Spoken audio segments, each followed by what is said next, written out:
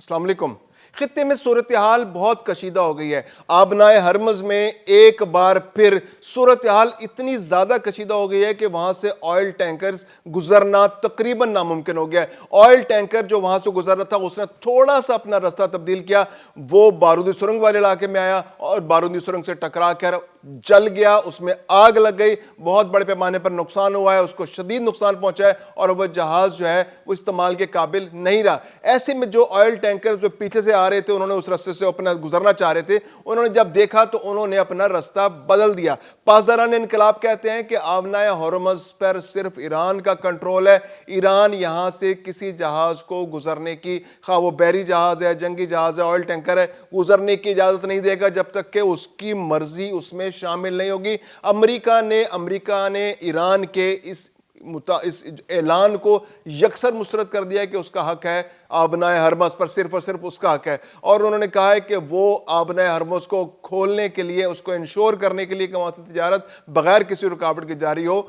اپنی پوری کوشش کریں گے اور اس کے لیے ہر حربہ استعمال کریں گے۔ ایسے میں جو جنگ ہے وہ جاری ہے، امریکہ کے حملے جاری ہیں ایران کے اوپر، اور 13واں روز ہے یہ نشانہ بنایا جا رہا ہے امریکہ کی جانب سے، جو ڈونلڈ ٹرمپ کہتے ہیں کہ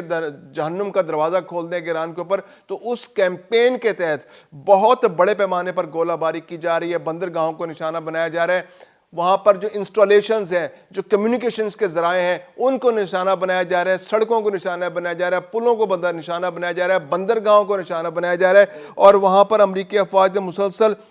13ویں روز بھی گولہ بارود وہاں پر پھینکا ہے۔ سیرک اور بو شہر میں دھماکے ہوئے ہیں، اس کے علاوہ خوزستان میں میزائل داغے گئے ہیں، اہواز میں اور رامشیر میں اسفالٹ پلانٹ اور بجلی کے سب سٹیشنز کو نشانہ بنائے گئے، یعنی کہ اب وہ چیزیں جو ایران کی عوام کے لیے سہولتیں فراہم کر رہی تھی، وہاں پر جو تیل کے کنویں تھے ان کو تو ابھی نشانہ اس طرح سے نہیں بنایا گیا، لیکن بجلی کے وہاں پہ گرڈ سٹیشنز ہیں ان کو نشانہ بنایا جا رہا ہے، جو پانی کے وہاں پہ جو نظام ہے، جو پانی کو صاف کرنے کا نظام ہے اس کو نشانہ بنایا جا رہا ہے، وہاں پر جو انفراسٹرکچر موجود ہے اس کو نشانہ بنایا جا رہا ہے، وہاں پر جو کمیونیکیشن کے جو ٹاورز لگے ہوئے ہیں ان کو نشانہ بنایا جا رہا ہے۔ تو بڑے پیمانے پر وہاں نقصان ہو رہا ہے، اور سینٹ کام نے کہا جی کہ ہم نے بڑے پیمانے پر وہاں پر اپنے اہداف حاصل کیے ہیں جو ایران نے امریکہ کے خلاف استعمال ہو رہے تھے۔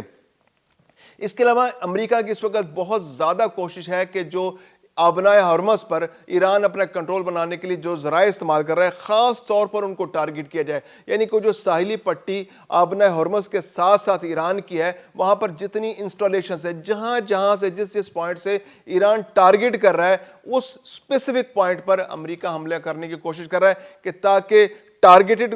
نقصان ہو، ان کے فوجی مارے جائیں، وہ جو جہاں سے اگر میزائل مارا جا رہا ہے، اگر وہاں کوئی شپ موجود ہے، کوئی بحری جہاز موجود ہے، کوئی جنگی جہاز موجود ہے، اس کو نشانہ بنایا جائے، کوئی آبدوز موجود ہے اس کو نشانہ بنایا جائے، کوئی کمیونیکیشن اینڈ کنٹرول سسٹم موجود ہے تو اس کو نشانہ بنایا جائے، وہاں پر کوئی ایسے جو دفاعی نظام موجود ہے، فضائی دفاعی نظام موجود ہے تو اس کو نشانہ بنایا جائے، تاکہ ایران پر ہونے والے کسی بھی ممکنہ حملے کی صورت میں امریکہ کو کم سے کم نقصان ہو، اور آبنائے ہرمز پر اس کا کنٹرول جو ایران کنٹرول بنا رکھا ہے اس کا کنٹرول کو ختم کیا جا سکے۔ ایسے میں ایران بھی اب جوابی کارروائی میں پیچھے ہٹنے کو تیار نہیں ہے۔ اس نے کہا جی کہ آپ امریکہ اگر حملہ کرے گا تو ہمارے لیے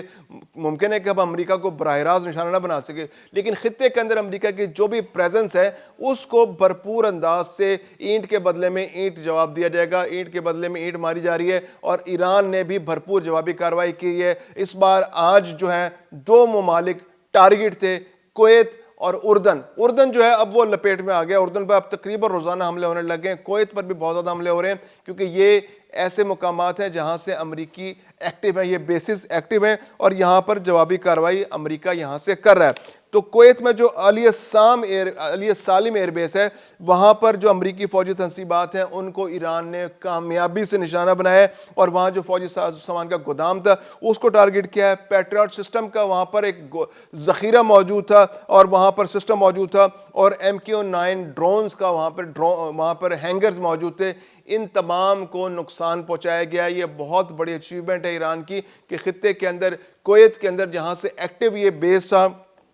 علی السالم بیس جہاں سے امریکی فوجی کارروائیاں ہو رہی تھیں، اس کو ایران نے ٹارگٹ بنایا اور وہاں پر موجود جو انسٹالیشنز ہیں ان کو بھی نقصان پہنچایا ہے, ڈرونز کو بھی نقصان پہنچایا ہے, ڈرونز کے ہینگر کو تباہ کیا ہے. اس کے علاوہ وہاں پر پیٹریا سسٹم تھا اس کو نشانہ بنایا ہے, اور وہاں پر جو گولہ بارود کا ذخیرہ موجود تھا اس کو بھی ٹارگٹ کیا گیا, اور اطلاعات یہ ہیں کہ وہاں پر بڑے پیمانے پر نقصان ہوا ہے. اس کے علاوہ جو العدیری بیرکس ہے جہاں پر امریکی فوجی بڑی تعداد میں موجود تھے اس کو بھی نشانہ بنایا گیا. ابھی ایگزیکٹلی یہ تو معلوم نہیں ہو سکا کہ اس حملے میں کتنے امریکی فوجی مارے گئے ہیں یا نہیں مارے گئے, لیکن ایران نے کلیم کیا ہے کہ وہاں پر بڑے پیمانے پر جانی نقصان ہوا ہے, اور العدیری کے اندر جو امریکی بیرکس میں فوجی مقیم تھے وہاں پر ان کی رہائش گاہیں تھیں, اور اس کے علاوہ جو 2 ہیلی کاپٹرز کے ہینگرز تھے ان کو بھی نشانہ بنایا گیا. اگرچہ یہ بات بھی درست ہے کہ جب سے یہ جنگ شروع ہوئی ہے تو امریکہ نے اپنے بہت سارے فوجی اس خطے سے نکال لیے ہیں, جو گلف کے ممالک ہیں, خلیجی ممالک ہیں, کویت سے, قطر سے, بحرین سے, جہاں جہاں امریکہ کی بہت زیادہ پریزنس تھی, متحدہ عرب امارات سے, یہاں سے امریکہ نے اپنے فوجیوں کو نکال کر خطے کے دوسرے علاقوں میں, اردن میں, شام میں اور اسرائیل منتقل کر دیا. اب اس کے علاوہ اسرائیل میں یہ اطلاعات روزانہ کی بنیاد پر آ رہی ہے. 3 دن سے پچھلے ایسا ہو رہا ہے کہ امریکہ بہت تیزی سے اب ایران کے خلاف ایک بڑے حملے کی تیاری کے لیے اسرائیل میں اپنے اسلحے کو جمع کر رہا ہے. وہاں پر جہاز بھی آ رہے ہیں, وہاں پر اسلحہ بھی آ رہا ہے, گولہ بارود بھی آ رہا ہے, میزائل بھی آ رہے ہیں, ٹینکرز بھی آ رہے ہیں وہاں پر. اس کے علاوہ طبی عملہ آ رہا ہے, وہاں پر ٹیکنیکل ٹیمیں آ رہی ہیں. تو ایک بہت بڑے پیمانے پر اسرائیل کے اندر کنسنٹریشن ہو رہی ہے. اگرچہ اسرائیل جو ہے وہ خود براہ راست اس جنگ کا حصہ بننے سے اب گریز کر رہا ہے اور وہ حملہ نہیں کرنا چاہ رہا, لیکن اب امریکہ نے اپنی فوجیں جو ہے اسرائیل کے اندر اتار دیں, اور اسرائیل سے یہ حملہ آگے بڑھنے کا توقع کی جا رہی ہے کہ یہ خطرات موجود ہیں کہ ایران پر اب حملہ جو ہے وہ خلیجی ممالک کی بجائے, کیونکہ خلیجی ممالک سے جب حملہ ہوتا ہے تو ایران اس کو ٹارگٹ کرتا ہے اور اعلان جوابی کارروائی کر کے وہاں پر امریکہ کو نقصان پہنچاتا ہے. تو اب امریکہ اپنے آپ کو زیادہ محفوظ بنانے کے لیے تھوڑے فاصلے سے اسرائیل سے یہ حملے کرنے کی پلاننگ کر رہا ہے, اور اس نے اپنی فوج, اپنا طبی عملہ, اپنا ٹیکنیکل عملہ, اپنا اسلحہ, گولہ بارود, میزائل بہت بڑے پیمانے پر وہاں پر جمع کر لیے ہیں.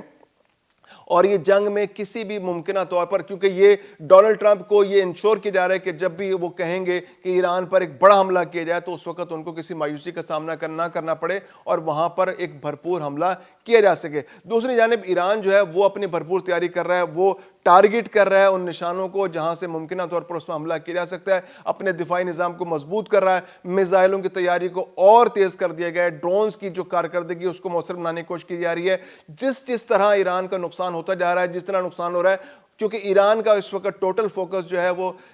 تجارت پر یا معیشت پر نہیں ہے, اس کا ٹوٹل فوکس اس وقت جنگ پر ہے, اور وہ امریکہ کے خلاف اپنے دفاع کے لیے بھرپور کوششیں کر رہا ہے. اور اس وقت بھی اس نے اپنی میزائل ٹیکنالوجی کو, اپنے دفاع کو, اپنے بہتر سے بہتر بنانے کو اس نے بہت زیادہ فوکس کیا ہوا ہے. تو وہاں پر اسلحے کی تیاری جو ہے بہت تیزی سے جاری ہے, اگرچہ امریکہ کی جانب سے ایسے تمام مقامات کو نشانہ بنانے کی کوشش کی جا رہی ہے جہاں پر میزائلز بننے کے امکانات موجود ہوں, جہاں ڈرونز کی تیاری ممکنہ طور پر ہو سکتی ہو یا ڈرونز کی ریپیئرنگ ہو رہی ہو, جہاں گولہ بارود بن سکتا ہو, جو آرڈیننس فیکٹریز ہیں ان کو نشانہ بنایا جا رہا ہے. تو یہ ایک ایسی صورتحال ہے جس کا کوئی حل نکلتا نظر نہیں آ رہا. اب ایسے میں پاکستان جو ہے اور جو باقی خلیجی ممالک ہیں وہ کوشش کر رہے ہیں کہ امن کی صورتحال پیدا ہو جائے, لیکن امن ہوتا دکھائی نہیں دے رہا. اور ایران جو ہے اس کی کوشش یہ ہے کہ اب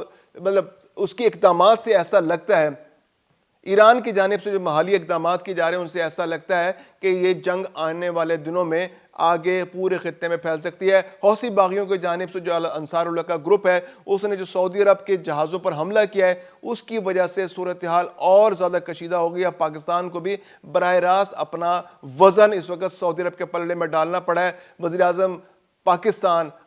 شہباز شریف نے محمد بن سلمان جو ولی عہد ہیں سعودی عرب کو, ان کو ٹیلی فون کیا اور کہا ہے کہ پاکستان کی عوام, وزیر اعظم پاکستان خود اور فیلڈ مارشل عاصم منیر وہ اس وقت بھرپور انداز سے سعودی عرب کے ساتھ کھڑے ہیں, امن کے لیے, استحکام کے لیے, سعودی عرب کی حفاظت کے لیے, جہاز رانی کو محفوظ بنانے کے لیے,